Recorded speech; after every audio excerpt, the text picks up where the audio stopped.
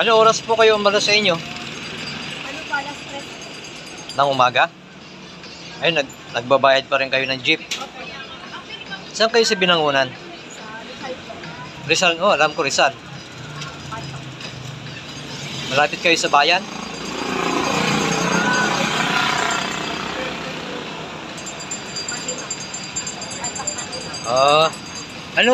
Ano pong pangalan ninyo?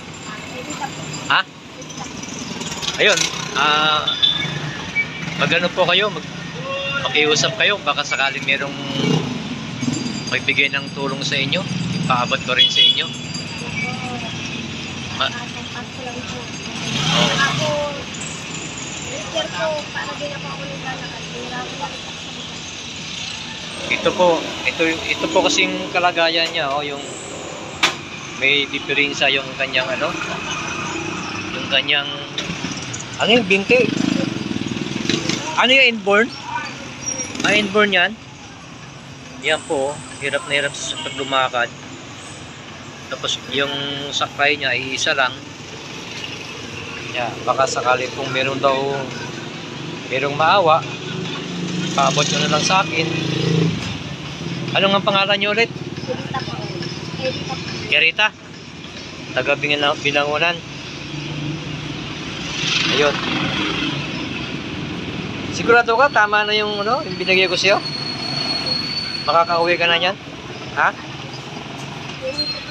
Ay, iuwi mo pa sa anak mo yan? Ano no? Hindi, mag-aantay pa yun. Pero normal naman yung anak mo. Normal naman. Anong grade nyo na? Ano po? Grade 3.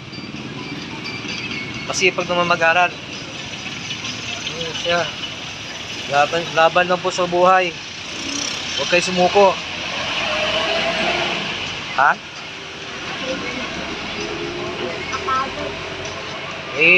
Pag mapagod po tayo, walang nangyayari. Ibig sabihin nun, pag madali kang mapagod, susuko ka. Di ba? Yun ang kapalaran natin, di pare-pareho eh.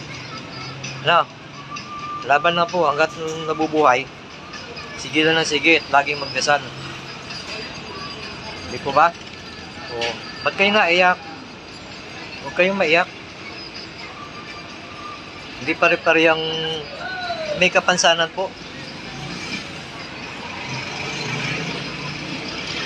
Itaguyod yun na po ng maayos yung bata. Ano po? Sige po, mag-iingat. Nakayuwi na rin ha. Salamat po.